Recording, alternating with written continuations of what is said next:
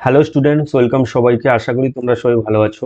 এই ভিডিওতে আমি এবিটিএ টেস্ট পেপার মাধ্যমিকের 2024-এর যে ডিস্ট্রিক্টগুলো নিয়ে আলোচনা করছিলাম, আজকে আমরা 16 নম্বর ডিস্ট্রিক্ট অর্থাৎ মালদা ডিস্ট্রিক্ট নিয়ে আলোচনা করব। 1 নম্বরের 2 নম্বরের প্রশ্নগুলো নিয়ে গণিতের সমস্ত প্রশ্ন আমি ডিটেল বলে দিব। এর আগের ভিডিওগুলোতে আমি 1 থেকে 15 অবধি প্রত্যেকটা প্রশ্ন ডিস্ট্রিক্টের 1 নম্বর এবং 2 নম্বরের প্রশ্নগুলো সলভ করে দিয়েছি, প্রত্যেকটা প্রশ্ন ডিটেল বলে দিয়েছি।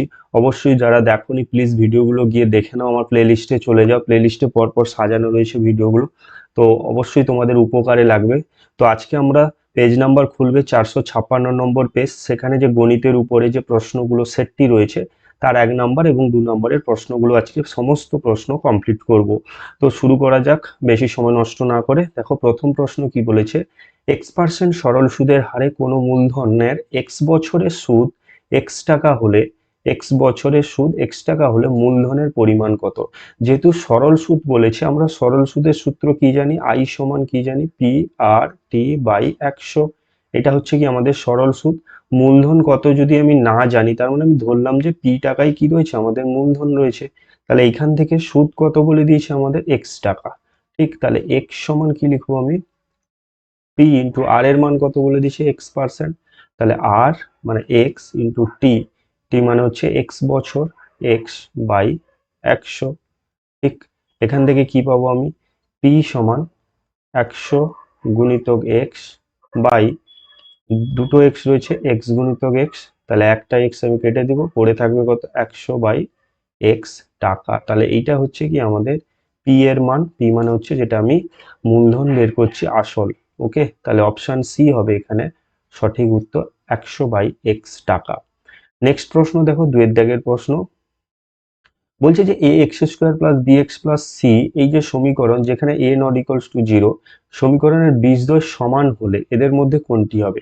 আচ্ছা, বীজদ্বয় যখন সমান হয় তার শর্ত কি বলেছিলাম আমি আগের অনেকগুলো ভিডিওতে বলে দিয়েছিলাম? নিরূপক কি হবে? শূন্য হবে। ঠিক, এবারে নিরূপক আমরা কি জানি? b² - 4ac। এটা সমান কি হয়ে যাবে আমাদের? শূন্য হয়ে যাবে, কারণ আমাদের স্ট্যান্ডার্ড যে দ্বিঘাত সমীকরণের সমীকরণটাই দেওয়া রয়েছে এখানে। তাহলে অ্যান্সার কি লিখবো আমি? b² = 4ac। এখানে এবার অপশানগুলোর দিকে তাকাও, দেখো সবগুলো সি সমান দেওয়া রয়েছে, তাহলে আমি এখান থেকে কি বের করবো? সি এর মান বের করব। তাহলে সি সমান কত পাবো? b²/4a। তাহলে অপশান দেখো এখানে সি সমান b²/4a রয়েছে, তোমার অপশান ডি হবে এখানে সঠিক উত্তর, অপশন ডি, সি সমান b²/4a। আশা করি তোমরা বুঝতে পেরেছো। নেক্সট 3 এর দাগের অঙ্ক করব। নেক্সট বলেছে এবিসিডি বৃত্তস্থ চতুর্ভুজে এবি বৃত্তের ব্যাস এসিডি বলছে 50 ডিগ্রি হলে বিএডি এর মান বের করতে বলেছে। আচ্ছা, এবিসি বলেছে বৃত্তস্থ চতুর্ভুজ, তাহলে যার এবি ব্যাস, তাহলে এবিটাকে আমি কি করব? ব্যাস কেন্দ্র বরাবর নিয়ে যাব। ওকে, বলছে এবিসিডি। আচ্ছা, এখানে একটা আমি বৃত্তস্থ চতুর্ভুজ অঙ্কন করব। এবার এখানে আমি নাম দিব এ বি, সরি, এবি ব্যাস বলেছে মানে এবিটাকে আমি এখানে রাখবো, এবি, এটাকে দিব আমি সি, এটা দিব A D. Okay, ACD 50 degree, A C D এই মানটা বলে দিয়েছে আমাকে 50 ডিগ্রি। ওকে, আচ্ছা বিএডি এর মান কত? বিএডি মানে এই বড় পুরো কোণটা জিজ্ঞেস করেছে। দেখো এ সি বি এই কোণটা কত হবে? 90 ডিগ্রি। কেন? অর্ধবৃত্তস্থ কোণ সমকোণ হয়, তাই দেখো এটা অর্ধবৃত্তেরই কোণ, তাই এটা 90 ডিগ্রি হলে উপরটা কত? 50 ডিগ্রি তো রয়েছে। তার মানে টোটাল ডিসিবি কোণ, ডিসিবি এইটা কত ডিগ্রি হবে? 50 + 90 মানে হচ্ছে 140 ডিগ্রি। আচ্ছা, এটা দেখো এবিসিডি একটা বৃত্তস্থ চতুর্ভুজ, তাই বিপরীত কোণগুলো কি হবে? অবশ্যই বিপরীত কোণের সমষ্টি কি হয়? 180 ডিগ্রি। তার মানে দেখো এই কোণটা আর এই নিচের কোণটার সমষ্টি যদি 180 হয়, উপরেরটা 140 হলে কোণ ডিএবি এই মানটা কত হবে? 180 ডিগ্রি মাইনাস 140 ডিগ্রি। ঠিক, মানে কত বের পাচ্ছি আমরা? 40 ডিগ্রি। তাহলে অপশন হবে এখানে, অপশন বি হবে এখানে সঠিক উত্তর, অর্থাৎ 40 ডিগ্রি। আশা করি তোমরা বুঝতে পেরেছো। নেক্সট কোশ্চেন দিয়েছে, দেখো কোশ্চেন নাম্বার 4, এবিসি একটি ত্রিভুজ sine B plus C by 2 সমান কত হবে, এদের মধ্যে অপশনগুলো দিয়েছে। আচ্ছা, এবিসি ত্রিভুজের এখানে আমি 4-এর দাগ করছি। আচ্ছা, এবিসি একটি ত্রিভুজ বলে দিয়েছে, তার মানে আমি এবিসি একটা ত্রিভুজ অঙ্কন করব, এ বি সি। আচ্ছা, এই ত্রিভুজের দেখো তিনটা কোণের সমষ্টি কত ডিগ্রি, 180 ডিগ্রি পাবো আমি। তাহলে এই তিনটা কোণের সমষ্টি যদি 180 ডিগ্রি, আমি লিখতে পারি না এ প্লাস কোণ বি প্লাস কোণ সি সমান 180 ডিগ্রি। ঠিক আছে, তাহলে কোণ বি প্লাস কোণ সি সমান কি 180 ডিগ্রি মাইনাস কোণ এ। ওকে, 180 মাইনাস কোণ এ। আচ্ছা, B plus C by two বলেছে, তার মানে আমি যে ভাগ করে দিই বি প্লাস কোণ সি বাই টু, এদিকেও টু দিয়ে ভাগ করব আমি, তাহলে এটা কত হবে 180 বাই টু মানে 90 ডিগ্রি মাইনাস কোণ এ বাই টু। আশা করি তোমরা বুঝতে পেরেছো। ওকে, এবারে sine B plus C by two এর মান কত লিখবো, sine B plus C by two এর জায়গায় লিখবো কত, আমি 90 degree minus A by two লিখবো। ঠিক, তাহলে sine 90 minus A by sine 90 minus theta মানে কি cos theta, cos A by two, এটাই হবে আমাদের কি সঠিক উত্তর। তাহলে সাইন বি প্লাস সি হবে কত, কস এ বাই টু, অর্থাৎ অপশন এ হবে এখানে সঠিক উত্তর। কত দাগ হলো এটা আমাদের 4-এর দাগ। ঠিক আছে, তাহলে 4-এর দাগের অ্যান্সার কত হচ্ছে কস এ বাই টু। তো যারা বুঝতে পারছো না সবাইকে বলবো যে প্লিজ যদি না বুঝতে পারো একবার ব্যাক করে দেখে নাও, প্রত্যেকটা প্রশ্ন কিন্তু আমি এইরকম ডিটেল বলে দিব, তোমাদের কোনো সমস্যা হবে না। পারলে খাতা পেন বের করে বসো, তোমরা লিখে নাও, পরীক্ষায় যেন তোমাদের এই জিনিসগুলো মাথা মনে আসে। আমি যে কথাগুলো বলছি তাহলে কিন্তু একটা অঙ্ক তোমাদের আটকাবে না, এটা আমি গ্যারেন্টি দিয়ে বলতে পারি। ওকে, নেক্সট কোশ্চেনে যাব আমরা। দেখো কোশ্চেন নাম্বার 5, একটি ঘনকের সমগ্রতলের ক্ষেত্রফল এবং আয়তনের সংখ্যামান সমান হলে ঘনকের বাহুর দৈর্ঘ্য কত। তাহলে 5-এর দাগের অঙ্ক কি বলেছে দেখো, সমগ্রতলের ক্ষেত্রফল, ঘনকের যদি আমি প্রতিটা বাহুর দৈর্ঘ্য এ একক ধরে নিই, ওকে, তাহলে তার সমগ্রতলের ক্ষেত্রফল কত হবে, 6 স্কোয়ার। ঠিক আছে, আচ্ছা, এবারে বলেছে দেখো, বলছে আয়তন, আয়তন কত, ঘনকের আয়তন হচ্ছে এ কিউব। ওকে, তাহলে বাহুর দৈর্ঘ্য কত হবে, তাহলে আমি কেটে দিব, এখানে দেখো এ স্কোয়ার কেটে এখানে এ পড়ে থাকবে, তাহলে বাহুর দৈর্ঘ্য কত হচ্ছে এ সমান 6। তাহলে এ এর মান কত হচ্ছে 6, অর্থাৎ অপশন সি হবে আমার সঠিক উত্তর, কারণ এ এর এটাকে আমি ঘনকের বাহুর দৈর্ঘ্য ধরেছিলাম। তাহলে ভি হবে অপশন সি। নেক্সট কোশ্চেন দেখো ভিআই, অর্থাৎ 6-এর দাগ। 6-এর দাগ কি বলেছে, 6, 7, এম, 8, এন, 14 সংখ্যাগুলির গড় 9 হলে এদের মধ্যে কোনটা এম প্লাস এন এর মধ্যে, মানে এম এবং এন এর মধ্যে সম্পর্কগুলো দেওয়া রয়েছে, এদের মধ্যে কোনটা সঠিক হবে। আচ্ছা, এই অঙ্কটা যখন করব, গড় নির্ণয়ের সূত্র কি, সমস্ত কিছু যোগ করে যতগুলো সংখ্যা রয়েছে বা যতগুলো রাশি রয়েছে তত সে দিয়ে আমি ভাগ করব। দেখো এখানে কতগুলো রাশি রয়েছে, 1, 2, 3, 4, 5, 6, তাহলে টোটাল 6টা রাশি রয়েছে। ঠিক আছে, তাহলে গড় বের করতে হলে কি করবো, আমি সবগুলো যোগ করব, তাহলে 6, 7, এম, 8, এন, 14 বাই কত দিয়ে, 6টা রাশি রয়েছে তাই 6 দিয়ে আমি কি করব ভাগ করব। ঠিক আছে, তাহলে ভাগ যোগ করলে কত হবে দেখো, 7, 6, 13, 21, 21, 14 হচ্ছে 35, 35 plus M plus N by 6, আর এই মানটাই বলে দিয়েছি কত আমাদের 9। ওকে, এখান থেকে দেখো এম প্লাস এন এর মান বের করব, তাহলে এম প্লাস এন প্লাস 35, উপরে রয়েছে কোনাকুনি গুলো 9, 6, 54 হয়ে যাবে। তাহলে এম প্লাস এন সমান কত পাবো আমি, 54 মাইনাস 35, মাইনাস করলে কত হবে 9, 19, তাহলে এম প্লাস এন সমান 19 হবে কি এখানে সঠিক উত্তর। দেখো এখানে কোথায় আছে, অপশন বি হবে সঠিক উত্তর, এম প্লাস এন সমান 90। তো আশা করি তোমাদের আমি প্রত্যেকটা প্রশ্ন বোঝাতে পেরেছি। তো নেক্সট প্রশ্নে যাব আমরা, শূন্যস্থান পূরণের কাছে যাব। 5টা কোশ্চেন কি করতে বলেছে, 6টা কোশ্চেন থাকবে তোমাদের। ওকে, দেখো 1-এর দাগ, পি টাকার বার্ষিক r% চক্রবৃদ্ধি হার সুদে, তাহলে পি টাকা, তাহলে এখানে চক্রবৃদ্ধি চলে এসছে, বছরের সুদের পর্ব 2 হলে, ওকে, এন বছরে সমূল চক্রবৃদ্ধি কত হবে। আচ্ছা, চক্রবৃদ্ধি সুদের ক্ষেত্রে সমূল চক্রবৃদ্ধির সূত্র কি ছিল, সমূল চক্রবৃদ্ধি, সমূল চক্রবৃদ্ধি সূত্র কি ছিল? P into 1+r/100 whole to the power n। এটা হচ্ছে কি আমাদের সমূল চক্রবৃদ্ধি। এবারে আগের ভিডিওতে আমি বলেছিলাম কিভাবে সুদের পর্ব থাকলে, সুদের পর্ব মানে তোমরা পড়েছো, মনে করো যে 6 মাস অন্তর দেবো, 4 মাস অন্তর দেওয়া। এবার সুদের পর্ব যখন 2 বলে দিচ্ছে না, তার মানে বছরে নিশ্চয়ই 6 মাস অন্তর দিয়েছে সে। সুদের পর্ব যদি 2 হয়ে যায়, কি বলেছিলাম একদম শর্ট ভাবে মনে রাখার নিয়ম বলেছিলাম, পি তো পি রয়েছে 1 প্লাস আর এর জায়গায় r% তো রয়েছে, কিন্তু যেহেতু সুদের পর্ব 2, তাই কি করবে এখানে r/2 করতে হবে by 100 whole to the power n এর সঙ্গে সুদের পর্ব গুণ করে দিবে, মানে হচ্ছে 2 ইন্টু n। সুদের পর্ব r এর সঙ্গে ভাগ করবে, n এর সঙ্গে গুণ করবে। ঠিক আছে, এটাই হবে অ্যান্সার, p ইন্টু 1+r/ কত হবে 200 whole to the power 2n। ঠিক আছে, তাহলে p into 1+r/100 whole to the power 2n হবে অ্যান্সার। ওকে, দেখো এখানে সমূল চক্রবৃদ্ধি হবে এটাই। ওকে, নেক্সট কোশ্চেনে যাব আমরা। কোশ্চেন নাম্বার 2, এটা 1 হলো, কোশ্চেন নাম্বার 2 করবো আমরা। দেখো বলছে 5-3 অনুবন্ধী করণী, এটা তো কখনোই অনুবন্ধী করণী, এখানে করণীই নেই, অনুবন্ধী কি করে বের করবে? কিন্তু এটা যদি √5 করে দিই আমি, তাহলে অনুবন্ধী করণী কত হবে? এখানে অনুবন্ধী করণী হবে -√5 -3।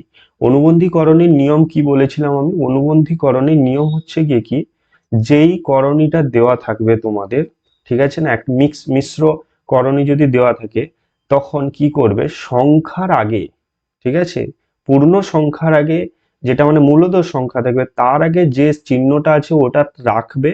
শুধুমাত্র অমূলদ সংখ্যা অর্থাৎ রুট ওভারের যে সংখ্যাটা থাকবে, ওই রুট ওভারের আগে প্লাস থাকলে মাইনাস করবে, মাইনাস থাকলে প্লাস করবে, ওটাকেই অনুবন্ধী করণী বলা হচ্ছে। তাহলে এখানে যদি √5 -3 থাকে, তাহলে অনুবন্ধী করণী হবে -√5 -3।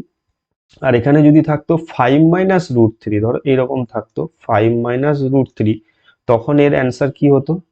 এর অনুবন্ধী করণ হতো 5 +√3, কারণ আমি কেবলমাত্র এইটাকে চেঞ্জ করাবো। আশা করি তোমাদের আমি বোঝাতে পেরেছি। ওকে, নেক্সট কোশ্চেনে যাব। দেখো 2 এর দাগ, দুটি ত্রিভুজ সদৃশ হবে যদি তাদের ড্যাশ বাহুগুলি সমানুপাতিক থাকে, সমানুপাতি হয়। এটা অবশ্যই তোমরা জানো, অনুরূপ বাহুগুলি কিন্তু কি হয়? সমানুপাতি হয়, যদি সদৃশ্য হয় ত্রিভুজ দুটো। কোশ্চেন নাম্বার 4, একটি লম্ববৃত্তাকার শঙ্কুর আয়তন v ঘন একক, ভূমিতলের ক্ষেত্রফল a বর্গ একক হলে উচ্চতা এখানে চেয়েছে আমাকে। তাহলে আয়তন v ঘন একক বলে দিয়েছে আমাকে, তাহলে করব আমি 4 এর দাগ।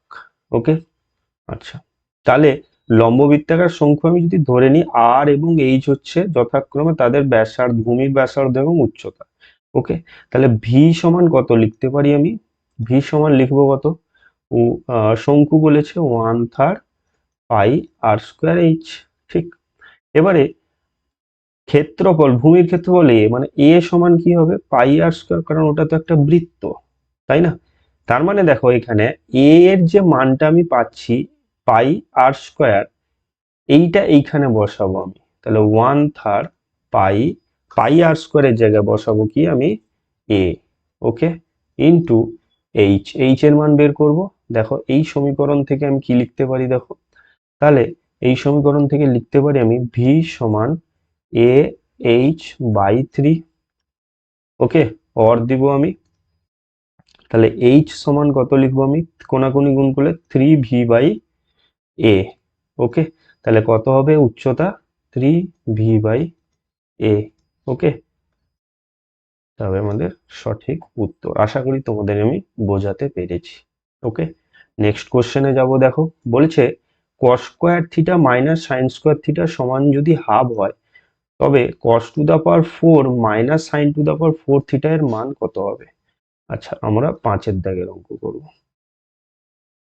cos² θ sin² θ সমান বলে দিচ্ছে হাফ।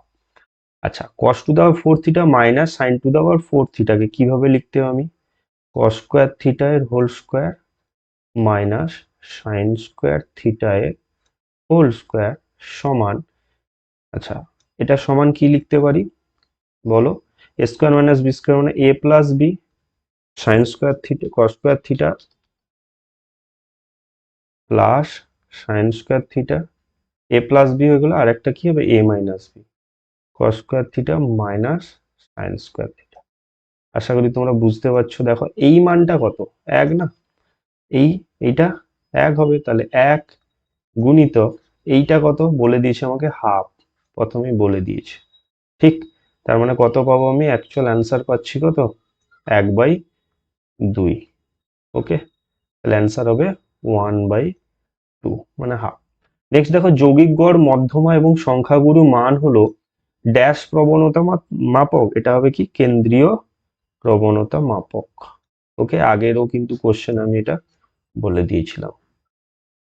তো দেখো, তোমাদের শূন্যস্থান পূরণ কমপ্লিট করে দিলাম। প্রত্যেকটা প্রশ্ন দেখো তোমাদের ডিটেল বলে দিচ্ছি। যদি ভিডিওটি ভালো লেগে থাকে তাহলে যারা দেখছো এক্ষুনি প্লিজ কমেন্ট করে দাও, একটা লাইক করে দাও, কমেন্ট করে জানাও কেমন লাগছে। আর ভালো লাগলে লাইক করো। তো কেমন লাগছে অবশ্যই জানাবে, তাতে অনেকটা মোটিভেশন পাওয়া যায়।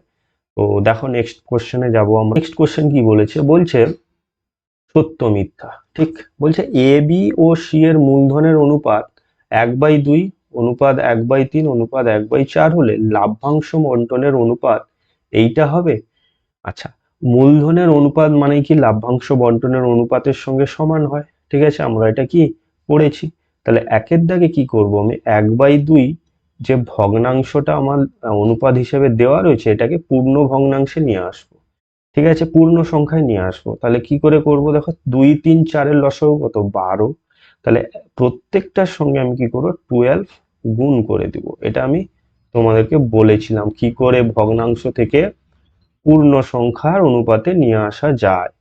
লসাগুকে প্রত্যেককে গুণ করে দিবে, অ্যান্সার পেয়ে যাবে। 2, 6, 12, 3, 4, 12, 4, 3, 12। আমরা পাচ্ছি দেখো 6:4:3, ঠিক না? তাহলে এই সংখ্যাটা যেটা পেলাম এটা কিন্তু এখানে নেই, এখানে 4:3:2 আছে। তাই এটা কি হবে, অ্যাকচুয়ালি মিথ্যা। আশা করি তোমাদের আমি বোঝাতে পেরেছি। নেক্সট কোশ্চেন দেখো, যদি এক্স ওয়াই এর সঙ্গে ভ্যারিজেস থাকে, x⁴n y⁴n কি হবে? অবশ্যই এটা কি হবে, সত্য হবে। কারণ কে ধরে নিবে অশূন্য ধ্রুবক, উভয় পক্ষে যদি আমি whole to the power n করে দিই তাহলে কিন্তু এটাই আমি পাবো। খুব সহজ ছিল এটা, কোনো বোঝানো সেরকম কিছু নেই। নেক্সট দেখো রয়েছে 3, 14, 18, 20, 5 তথ্যের মধ্যমা কি 18 হবে? আচ্ছা, মধ্যমা বের করানোর নিয়ম কি বলেছিলাম আমি তোমাদের, বারবার বলছি এই কথাগুলো, একটু যদি যারা রেগুলার শুনছো না তাদের তো বলবো এগুলো মুখে মুখে অ্যান্সার করবে তারা, তাই না? প্রত্যেকটা সময় আমি বলে দিচ্ছি, মধ্যমা যখন বের করবে সবসময় ছোট থেকে বড় হিসেবে আগে সাজাও, তারপরে মধ্যমায় যাবে।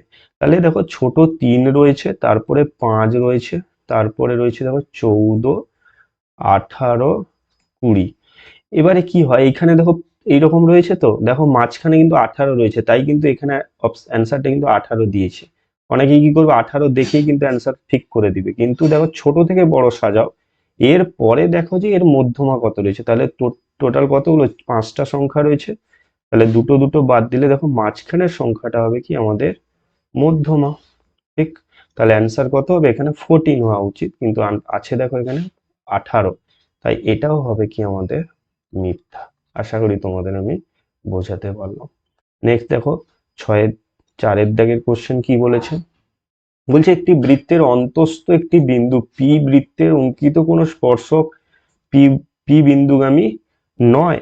4 দাগের যে কোশ্চেনটা দিয়েছে দেখো, অবশ্যই পি বিন্দুগামী হবে না। ভেতরে যে কোনো একটা যদি আমি পি বিন্দু নিয়ে নিই, এর উপরে কোনো একটা স্পর্শক টানলে এর মধ্যে দিয়ে যাবে কেন, তো এর উপরে যদি থাকে বৃত্তের উপরে তখন হতো, কিন্তু অন্তস্থ বিন্দু বলেছে, উপরিস্থ কোনো বিন্দু বললে ঠিক ছিল পি, ওর মধ্য দিয়ে যেহেতু ভেতরে রয়েছে তাই এটা কিন্তু কি হয়ে যাবে আমাদের বিন্দুগামী নয়। সত্যি, সত্য। ওকে, বিন্দুগামী কখনোই হবে না। নেক্সট দিয়েছে দেখো 5 দাগ, সাইন স্কোয়ার থিটা সমান 1 হলে কস স্কোয়ার থিটা এর মান কত? আচ্ছা, সাইন স্কোয়ার থিটা সমান কত বলেছে, 1। আমরা জানি কি sign square theta plus cos square theta সমান 1 জানি। ঠিক, এবারে দেখো সাইন স্কোয়ার থিটার মান 1 প্লাস কস স্কোয়ার থিটা সমান 1 বসাতে পারি আমি। তাহলে কস স্কোয়ার থিটার মান কত পাচ্ছি, 1 - 1, মানে কত পাচ্ছি আমি, 0 পাচ্ছি, কিন্তু এখানে কত দেওয়া রয়েছে, 1 দেওয়া রয়েছে, দেখো cos স্কয়ার থিটা সমান 1। ওকে, আচ্ছা এটা কিন্তু 5-এর দাগে এখানেই কমপ্লিট, এখানে অ্যাকচুয়ালি 6-এর দাগে এইখান থেকে আবার স্টার্ট। ওকে, তো এটা কিন্তু অ্যাকচুয়াল কি হবে, মিথ্যা হবে। ঠিক আছে, তাহলে 6-এর দাগ কি হবে, 5-এর দাগ কি হবে, মিথ্যা হবে। ওকে, আশা করি তোমাদের আমি বোঝাতে পেরেছি। নেক্সট দেখো কোশ্চেন রয়েছে, কোশ্চেন নাম্বার 6 বলছে একটি গোলকের ব্যাসার্ধ দ্বিগুণ হলে গোলকটির আয়তন প্রথম গোলকের আয়তনের দ্বিগুণ হবে। আচ্ছা, গোলকের ব্যাসার্ধ আর ধরলাম আমি। ওকে, এবারে দ্বিগুণ হয়েছে মানে কত হয়ে যাবে, 2r হয়ে যাবে। ঠিক, এবারে দ্বিগুণ যদি করে নিচে 2r করে দিচ্ছি, তাহলে গোলকটির আয়তন, প্রথম গোলকের আয়তন কত হবে, 4/3 পাই আর কিউব, আর এটা কত হবে, 4/3 পাই আর কিউব, আর কিউব মানে 2r এর হোল কিউব। ওকে, তাহলে দেখো কত পাচ্ছি, 2 4 2 8, 4/3 পাই ইন্টু 8r কিউব, 8টাকে যদি বাইরে বের করে আনি, 8 ইন্টু 4/3 পাই আর কিউব। ঠিক আছে, তাহলে দেখো প্রথমে ছিল 4/3 পাই আর কিউব, এখন পাচ্ছি 8 ইন্টু 4/3 পাই আর কিউব, তার মানে এর কত গুণ হচ্ছে, 8 গুণ হচ্ছে না, কিন্তু এখানে বলেছে কত, দ্বিগুণ, তাই এখানে অ্যান্সার হবে কি, মিথ্যা। ঠিক আছে, তাহলে অ্যান্সার কি হবে, মিথ্যা। আশা করি তোমরা বুঝতে পেরেছো। ঠিক আছে, মিথ্যা। নেক্সট কোশ্চেনে যাব আমরা, সত্য মিথ্যা কমপ্লিট। এরপরে আমরা 2 নাম্বারের প্রশ্নগুলো, তোমাদের 10টা থাকবে, 20 নাম্বার, বুঝতেই পারছো। এই জায়গাগুলোতে যদি শর্ট প্রশ্নে তোমরা যদি আম, দেখো এখানে কত রয়েছে, 5 5 10, সামনে রয়েছে তোমাদের কত, 6 নাম্বার, 6 5 10 6 16, আর এটা কত রয়েছে তোমাদের 20 নাম্বার। তাহলে ফার্স্ট এই শর্ট প্রশ্ন 1 2 মিলে রয়েছে দেখো 36 নাম্বার। ঠিক আছে, এইখানে যদি তোমরা একটু নাম্বারটা তুলে নাও, ক্যারি করে নাও, তাহলে কিন্তু তোমাদের 80% নাম্বার কিন্তু কোনো ব্যাপার নয়। আর এই শর্ট প্রশ্নেই কিন্তু অনেকে প্রবলেম ফেস করে। কিন্তু আমার ভিডিওগুলো যারা দেখছো, আমি তো বলবো তোমাদের এতটা কনফিডেন্স বেড়ে যাবে পরীক্ষার আগে অবধি, যে তোমাদের শর্ট প্রশ্নে কোনো রকম ভাবে চিন্তা করতে হবে না। দেখো নেক্সট প্রশ্ন বলেছে 4-1, প্রতি বছর জনসংখ্যা r% বৃদ্ধি হলে n বছর পর জনসংখ্যা হয় পি। ওকে, এন বছর পূর্বে জনসংখ্যা কত ছিল তা নির্ণয় করতে বলেছে।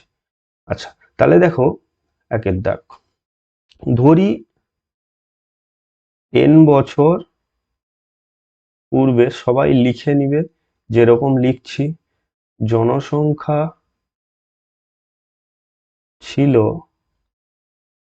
জনসংখ্যা ছিল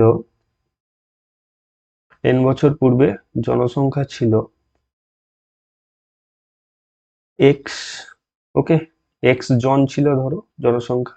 ওকে, এবারে দেখো এন বছর পূর্বে জনসংখ্যা, তাহলে এন বছর পরে জনসংখ্যা কত হবে, এন বছর পরে জনসংখ্যা হবে কত, P into one plus, P into P মানে কত, এক্স ইন্টু ওয়ান প্লাস আর, আর মানে কত, এখানে আরই রয়েছে বাই 100 হোল টু দা পাওয়ার কি, এন, এন মানে এন বছরই রয়েছে এখানে। এটা সমান কি হবে, জনসংখ্যা কত হয়েছে, পি, তাহলে পি, এটা কি লিখবো আমি শর্তানুসারে। ওকে, এখান থেকে আমি কি বের করবো, এক্স এর মান বের করব, কারণ আমি এন বছর পূর্বে কত ছিল বের করতে বলছে। তাহলে এক্স সমান কত হবে, P by 1 + r/100 whole to the power n, সমান P into 1 + r/100 whole to the power -n। কেন, কারণ দেখো এখানে সূচকের নিয়ম অনুসারে ভাগ যখন উপরে উঠবে, ভাগ থাকলে সেটা কি হয়, পাওয়ার গুলো প্লাস থাকলে মাইনাস, মাইনাস থেকে প্লাস হয়ে যাবে। ঠিক আছে, তাহলে এটাই হবে কি আমাদের অ্যান্সার, অর্থাৎ লিখে দিবে এন বছর পূর্বে জনসংখ্যা ছিল P into 1 + r/100 whole to the power -n। Okay, next প্রশ্নে যাব আমরা, দুয়ের দাগ। দুয়ের দাগে বলছে একটি অংশীদারি ব্যবসায় 3 জনের মূলধনের অনুপাত 3:1:5, প্রথম জনের লাভ তৃতীয় জনের লাভের থেকে 60 টাকা কি হবে কম হলে ব্যবসায় কত লাভ হয়েছিল। ঠিক আছে, দুয়ের দাগের কোশ্চেন করব। মনে করি ব্যবসায় মোট লাভ হয়েছিল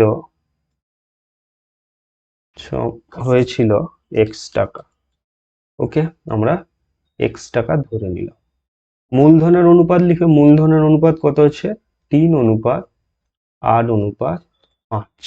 ঠিক আছে, এবারে দেখো প্রথম জনের লাভ, তাহলে মূলধনের অনুপাত লাভ্যাংশ কি হবে, মূলধনের অনুপাতে ভাগ হয়ে যাবে। তাহলে দেখো প্রথম জনের লাভ, অর্থাৎ লিখবে প্রথম জনের লাভ কত হবে 3 আনুপাতিক ভাগ আর কত হবে 8×5=13, 3=16। ঠিক, ওকে, 8×5=13, 3=16, হ্যাঁ, ইন্টু এক্স, এই টাকাটা। ঠিক আছে, আচ্ছা আমাকে বলেছে তৃতীয় জন দরকার, দ্বিতীয় জন কিন্তু দরকার নেই, তবু আমরা লিখে দিব।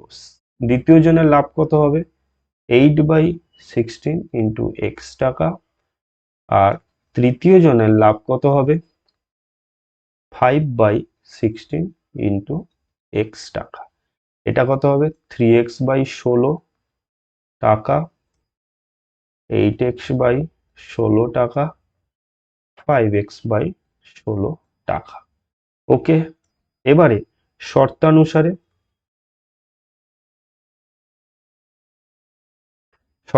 কি পাবো আমরা 5x/16 মাইনাস 3x/16 সমান 60 টাকা। কারণ প্রথম জনের লাভ কম হয়েছে, তৃতীয় জনের লাভ বেশি হয়েছে, তাই বলেও দিয়েছে 60। কত টাকা কম লাভ হয়েছে প্রথম জনের 60 টাকা, এটা আমি লিখতে পারি। বা দেখো 16 কি হবে লসাগু, তাহলে এখানে 5x মাইনাস 3x মানে কত হবে 2x/16 সমান 60, বা x সমান 60 × 16/2, 2×8=16, পাচ্ছি কত আমরা x সমান বা 8×6=48, অর্থাৎ 480 টাকা পাচ্ছি। x এর মান কত পাচ্ছি 480 টাকা। ওকে, এগুলো হচ্ছে প্রথম, দ্বিতীয় এবং তৃতীয় জনের লাভ্যাংশ ছিল। তাহলে x এর মান কি ধরেছিলাম আমি, মোট লাভ ধরেছিলাম, তাহলে চেয়েছে কি আমাদের মোট লাভ, তাই না? কত টাকা ব্যবসায় লাভ হয়েছিল, কত টাকা হবে 480 টাকা। আশা করি তোমাদের আমি বোঝাতে পেরেছি। নেক্সট কোশ্চেন দেখো, 3 নম্বর কোশ্চেনে যাব আমি। বলছে এক্স সমান 5 - 2 + 2√6 হলে x+1/x এর মান কত হবে। ঠিক আছে, আচ্ছা এদিকেরটা আমি মুছে দিচ্ছি। সবাইকে বলবো কোশ্চেন গুলো অবশ্যই তোমরা তুলে নাও, যেভাবে বলছি সব লিখছি না আমি। দেখো 3-এর দাও, বলছে এক্স সমান 5 + 2√6, 1/x সমান কত হবে 1/5 + 2√6। আচ্ছা করণী নিরসন করব, তাহলে 5 - 2√6/5, a + b × মানে 5a² - 2√6 এর হোল স্কয়ার, এর নেগেটিভ দিয়ে করেছি মানে a² - b² হয়ে যাবে। তাহলে 5 - 2√6 ডিভাইডেড বাই 25 - 24 মানে 1, অ্যাকচুয়ালি পাচ্ছি কত 5 - 2√6। চেয়েছে কি আমাদের x প্লাস 1/x চেয়েছে, তাহলে মানগুলো জাস্ট বসিয়ে দিব আমি।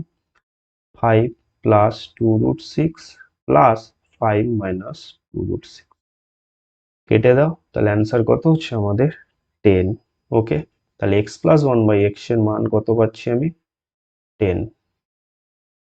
ওকে, আশা করি তোমরা বুঝতে পেরেছো। নেক্সট কোশ্চেনে যাব আমরা।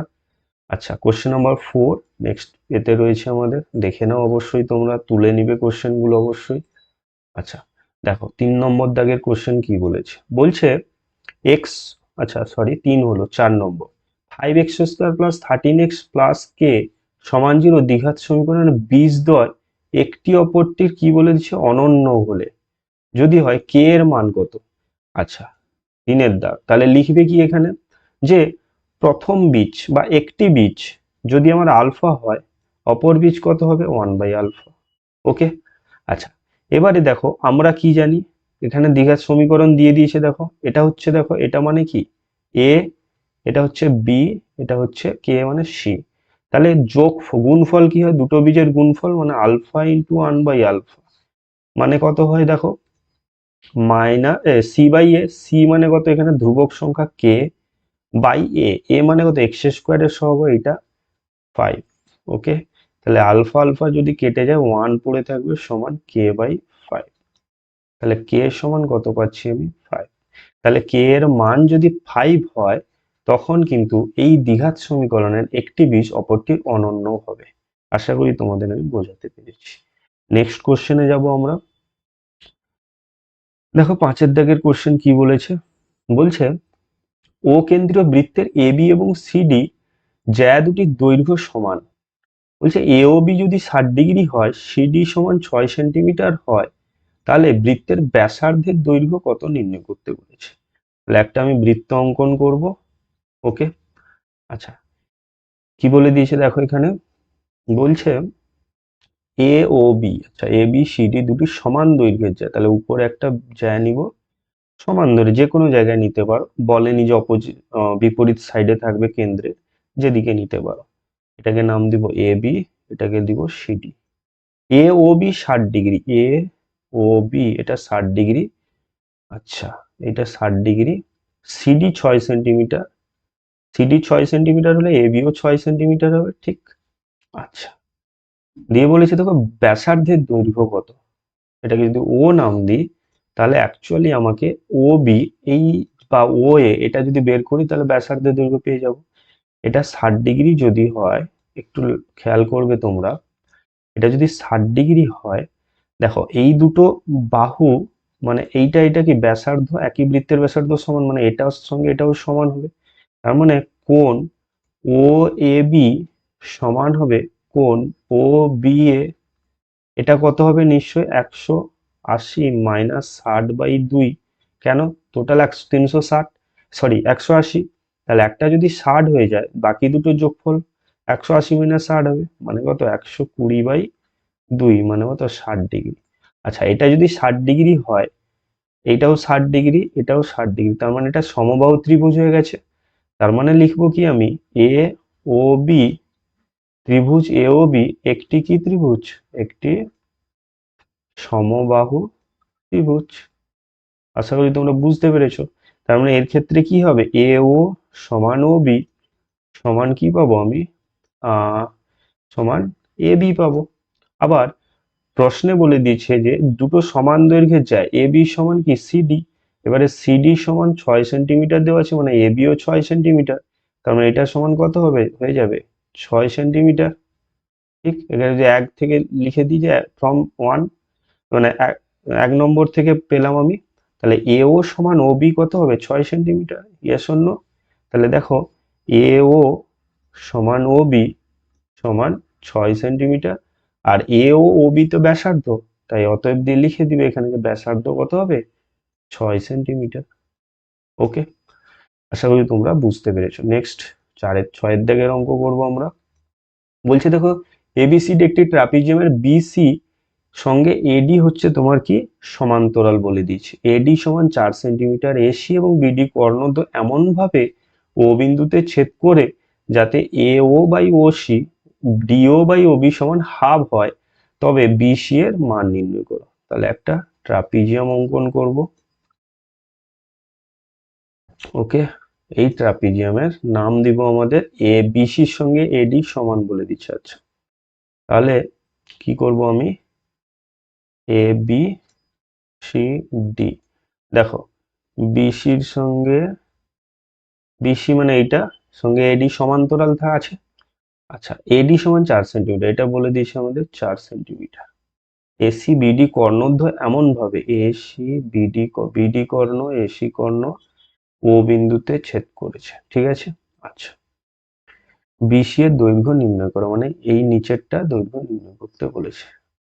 এখানে প্রদত্ত কি আছে দেখো, এ ও বাই ও সি সমান ডিও বাই ও বি সমান হাফ।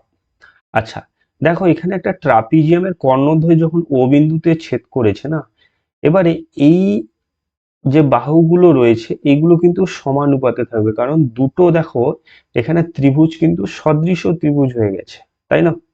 কেন সদৃশ ত্রিভুজ হয়ে গেছে দেখো, সদৃশকোণী ত্রিভুজ কেন হয়েছে তার কারণও রয়েছে, এই কোণের সঙ্গে এই কোণটা সমান উপর নিচ, ঠিক না। আবার দেখো এই কোণের সঙ্গে এই কোণটা সমান, এই কোণটার সঙ্গে এই কোণটার সমান। কেন? এই এবি এডির সঙ্গে বিসি সমান্তরাল।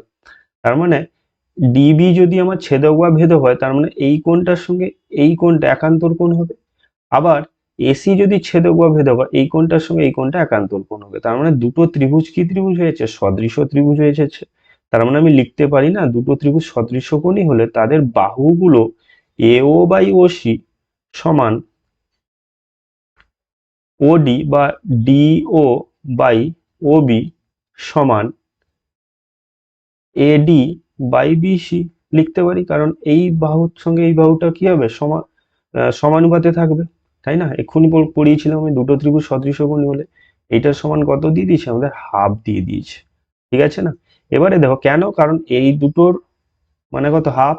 তার মানে এটার সঙ্গে এগুলোর সমান, এটার সঙ্গে এটা হাফ হবে। এবারে এইখান থেকে আসবো আমরা, এই দুটো থেকে কি পাবো বলো? এডি বাই বিসি সমান হাফ। এবারে এডি এর মান কত? 4, তাহলে 4 বাই বিসি সমান কত পাচ্ছি? হাফ। তাহলে বিসি সমান কত পাবো? 4 দুয়ে 8 সেন্টিমিটার। তাহলে বিসি এর দৈর্ঘ্য পাচ্ছি 8 সেন্টিমিটার। আশা করি তোমাদের আমি বোঝাতে পেরেছি। ওকে, নেক্সট কোশ্চেনে যাব। দেখো চারে সরি 7এর দাগের অঙ্ক দেখো। এবিসি ত্রিভুজে AB 2a minus 1, AC 2√2a।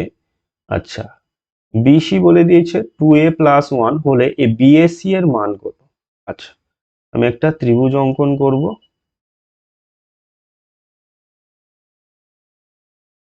এটা হচ্ছে আমাদের 7এর দাগ। আচ্ছা, এ বি সি নাম দিয়ে দিলাম। ওকে, এ বি সি নাম দিয়ে দিচ্ছি। আচ্ছা, A B 2a minus 1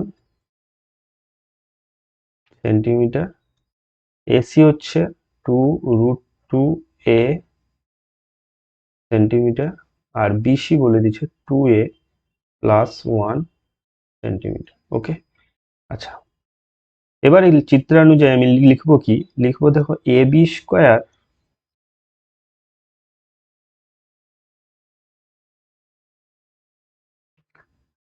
square plus AC square করবো আমি। কেন করছি তার কারণ রয়েছে, দেখাবো আমি। দেখো, এগুলো হচ্ছে প্র্যাকটিস করলে বুঝতে পারি। এ বি স্কোয়ার মানে কত? 2a মাইনাস 1 এর whole square, plus AC square মানে কত? 2√2a whole square. A minus B whole square শুধু A square minus 2ab plus B square মানে 4a square minus 2ab, 2 into 2a মানে 4a প্লাস 1 প্লাস 2 2 4 2 8a হয়েছে। আচ্ছা, তাহলে 4a square minus 4a plus 8a মানে plus 4a plus 1। এটাকে লিখতে পারি 2 এর whole square plus 2 into 2a into 1 plus 1 এর হোল স্কোয়ার ইন্টু 1। এটা কিন্তু গুণ চাই। এখান থেকে পাবো কি? 2a প্লাস 1 এর হোল স্কোয়ার, কারণ a square plus 2ab plus B square 2a plus 1 এর হোল স্কোয়ার।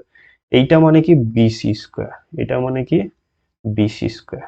এইটা দেখো 2a প্লাস 1 রয়েছে, কারণ অতএব দিয়ে পাচ্ছি কি আমি? A B square plus AC square সমান বিসি স্কোয়ার। ওকে, তাহলে পিথাগোরাসের উপপাদ্য সূত্র থেকে কি পাবো? পিথাগোরাসের সূত্র থেকে পাই এ বি সি ত্রিভুজ এবিসি একটি সমকোণী ত্রিভুজ। সমকোণী ত্রিভুজ যার এবি লম্ব এসি, এবি এসি, এসি হবে কি? উচ্চতা। আচ্ছা, সরি, এসি হবে ভূমি, আর বিসি কেন? কারণ বিসি স্কোয়ার এদিকে রয়েছে, এটা কি হয়ে যাবে? অতিভুজ। অতএব, অতএব দিয়ে কি লিখবো আমি? কোণ বিএসি সমান 90 ডিগ্রি। কারণ এটা দেখো ভূমি, এটা উচ্চতা, এটাকে ভূমি ধরেছি, এটাকে উচ্চতা ধরেছি। এখানেই তো এটা অতিভুজ, অতিভুজের বিপরীত কোণ কি হবে? 90 ডিগ্রি হবে। তাই আমি পেলাম কত? বিএসি এর মান 90 ডিগ্রি। আশা করি তোমরা বুঝতে পেরেছো। ওকে, নেক্সট কোশ্চেনে যাব আমরা। দেখো, 8 দাগের প্রশ্ন, একটি ত্রিভুজের কোণগুলির অনুপাত বলে দিয়েছে, ত্রিভুজের ক্ষুদ্রতম কোণের বৃত্তীয় মান কত হবে জানতে চেয়েছে। ঠিক আছে, আচ্ছা দেখো এটা কত করব আমি, 8 দাগ। আচ্ছা, কোণগুলির অনুপাত, এবার এবার একটু আমি শর্টকাট করার চেষ্টা করছি, বড় হয়ে যাবে নাহলে। দেখো কোণগুলো কি কি ধরতে পারি, 2x, 5x, 3x, এদের যোগফল কত পাবো আমি, কত লিখতে পারি আমি, ত্রিভুজের তিনটা কোণের সমষ্টি 180 ডিগ্রি, 180 লিখবো। এখান থেকে x এর মান বের করবো আমি, তাহলে 5 2 7 3 10, মানে x সমান কত হবে, 180 ডিগ্রি বাই 10 সমান কত হচ্ছে আমাদের 18 ডিগ্রি। এবারে সব থেকে ছোট কোণ কোনটা হবে, নিশ্চয়ই 2x টা সব থেকে ছোট কোণ হবে, মানে 18 দিয়ে কত 36 ডিগ্রি, এটা হবে কি সব থেকে ছোট কোণ, ক্ষুদ্রতম কোণ। এর বৃত্তীয় মান বের করতে হলে কি করতে হবে, তাহলে 36-এর সঙ্গে পাই গুণ করে 180 ভাগ করে দিব আমি, তাহলে দেখো 36, 18 একে 18, 10-এ 18, 2 36, 2 5-এ 10, তার মানে পাই বাই 5 রেডিয়ান হবে কি এর বৃত্তীয় মান।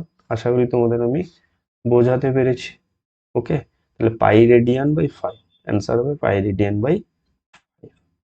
নেক্সট কোশ্চেনে যাব আমরা, কোশ্চেন নাম্বার কত, 9 দাগ।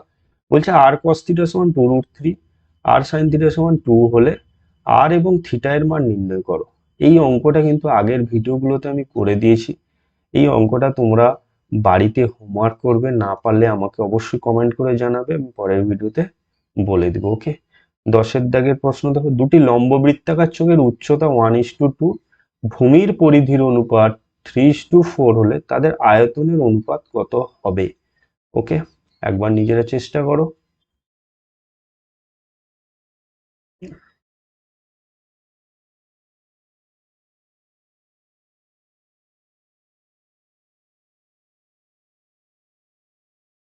দশের দাগ, আচ্ছা উচ্চতার অনুপাত, দুটো লম্ববৃত্তের চোঙ বলেছে, একটা যদি আমি h1 ধরি আর একটা যদি আমি h2 ধরি, তাহলে h1 অনুপাত h2 কত পাচ্ছি আমি, 1:2, মানে কি h1 বাই h2 পাচ্ছি 1/2। ঠিক আছে, আচ্ছা এরপরে দেখো কি বলেছে, ভূমির পরিধির অনুপাত, তাহলে ভূমি যদি আমি ভূমির ব্যাসার্ধ r ধরে নিই, তার মানে কি পাবো আমি, 2πr1 square, 2πr1 by 2πr2 সমান কত পাবো আমি, 3/4। তাহলে দেখো পাই 2π কেটে যদি দিই আমি, এখান থেকে কি পাবো, r1/r2 সমান 3/4। উভয় পক্ষে বর্গ করব, কেন, কারণ আছে পরে আমি বলছি। r2 হোল স্কয়ার সমান 3/4 এর হোল স্কয়ার, মানে হচ্ছে 9/16, তাহলে r1 square by r2 square সমান কত পাচ্ছি, 9/16। ঠিক আছে, এবারে বলেছি তো আয়তনের অনুপাত, লম্ব বৃত্তাকার চোঙের আয়তনের সূত্র কি, পাই আর স্কয়ার এইচ, তাহলে পাই r1 স্কয়ার h1 একজনের হবে, পাই r2 স্কয়ার h2 আর একজনের হবে। তাহলে এটা করলে দাও পাই কেটে দাও, তাহলে r1 square by r2 square, দেখো 9/16 আছে, তাহলে 9/16 ইন্টু h1 বাই h2 কত, কত রয়েছে 1/2, মানে হাফ, পাচ্ছি কত 16, 9/32, অর্থাৎ 9:32 হবে এদের অনুপাত, 9 অনুপাত হলো 32, 32। আশা করি তোমাদের আমি বোঝাতে পেরেছি। এটা হবে কি তাদের আয়তনের, আয়তনের অনুপাত। ওকে, 9:32। নেক্সট দেখো, নেক্সট প্রশ্ন 11 দাগ। আচ্ছা 11 দাগে কি বলেছে, একটি নীরের অর্ধগোলকের আয়তন, যদি ধরলাম আমি অর্ধগোলকের ব্যাসার্ধ আর একক, তাহলে অর্ধগোলকের আয়তনের সূত্র কি, 2/3 পাই আর কিউব। ওকে, এটা কার সঙ্গে সমান হবে, সমগ্রতলের ক্ষেত্রফলের সঙ্গে সমান বলেছে। সমগ্রতলের ক্ষেত্রফল কি অর্ধগোলকের, 3π আর স্কোয়ার। ঠিক, তাহলে এখান থেকে আমি কি বের করবো, আর এর মান বের করবো। দেখো আর কেটে গেলে আর কিউ আর পড়ে থাকবে, পাই কেটে দাও, তাহলে এদিকে আর সমান কি হবে, 3-এর সঙ্গে 3 গুণ করবো, মানে 9, নিচে থাকবে 2, ভাগ করলে কত হবে 4, 4.5, তাহলে আর এর মান কত হচ্ছে 4.5 একক। ওকে, এটা হবে আমাদের কি অ্যান্সার। আশা করি তোমাদের আমি বোঝাতে পেরেছি। ওকে, নেক্সট কোশ্চেনে যাব। 12 দা বলেছে, দেখো একটি পরিসংখ্যা বিভাজন গড় পরিসংখ্যা বিভাজনের গড় 8.1 summation F I X I 132 plus 5 K summation F I 120 হলে কে এর মান নির্ণয় করতে বলেছে। আচ্ছা, গড় বলে দিয়েছে 8.1, ঠিক আছে। তাহলে গড় মানে আমি কি জানি, summation F I X I by summation F I. তাহলে গড়ের মান যদি 8.1 বলে দেয়, উপরে কত থাকবে 132 প্লাস 5 কে, নিচে থাকবে 20। এফ আই এর মান কত 20। সূত্র মনে রাখতে হবে তোমাদের, কোনাকুনি গুণ করলে দেখো 5K প্লাস 132 সমান 8.1 ইন্টু 20। এটা গুণ করলে কত পাবো আমি, তাহলে 5K সমান 2 একে 2 আর 2 16, 162.0 আর নিচ্ছি না 132। তাহলে x সমান কত পাচ্ছি আমি, 30/5। কাটাকাটি করলে কত পাবো আমি, 6। তাহলে x সমান পাচ্ছি আমি কত, 6। তাহলে x এর মান কত পাবো, 6। ওকে, নির্ণয়।